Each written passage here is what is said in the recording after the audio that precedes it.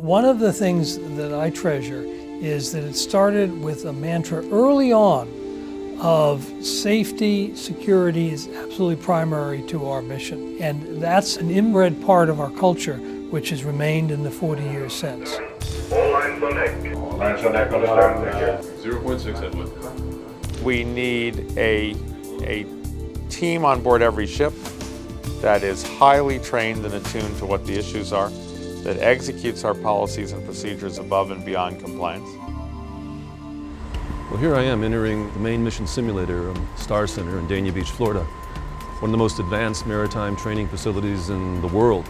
For us, when we are in the simulations, it's like we are on the ship. We act the same way, we communicate the same way. We have to do the same things on the simulator as we have to do on the ship. This is not a video game.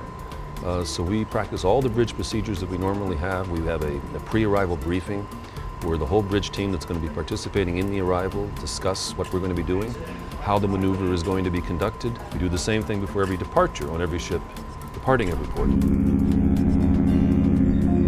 Obviously, when we're underway, the officers on the bridge are navigating the ship. The most junior officer in the bridge is responsible for manually plotting positions on that paper chart. And he's using or she's using traditional methods of determining your position, even though the same thing is happening automatically on electronic charts. So we think that's a good balance, and it keeps some of the most important skill sets of our profession as navigators alive and well.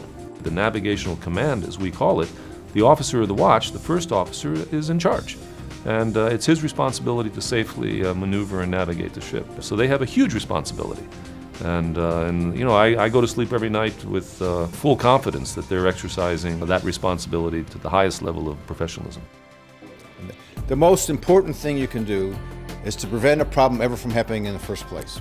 The ship is built, designed so that it can operate safely. It's also built to be able to handle any problems if you have a fire, if you have a collision, if you have any of those problems. But the first thing you need to do is don't have those problems in the first place, and that's where the people in the operation come in. But that comes from the mindset of the company.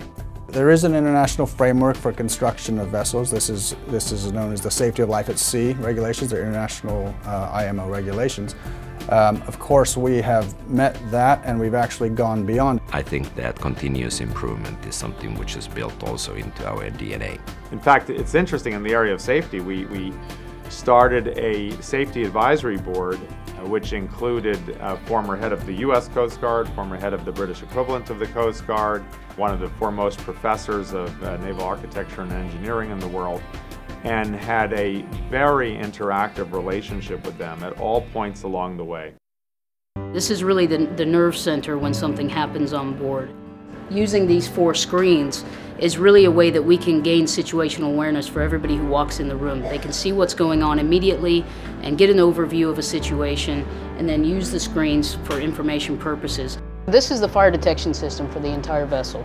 We have all of our teams in the computerized systems where we can put them on location. We have all of our emergency checklists in the system so we can track what's going on, and then we can actually replay that back for training purposes. One of the biggest innovations we have on this ship is our electronic mustering system.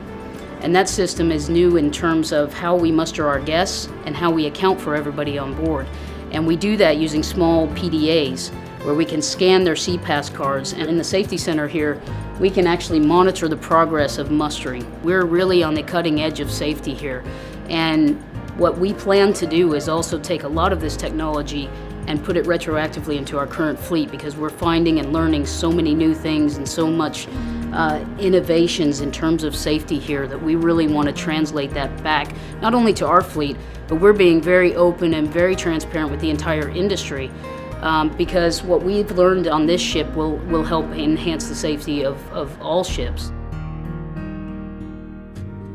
Safety and security are our highest priority. Through our highly skilled and trained safety and security officers who use innovative strategies and state-of-the-art technology, we meet or exceed all safety and security regulations and standards. I think cruise ships are remarkably safe places to be. I think it's well documented that the safest vacation you could possibly take is on a cruise ship.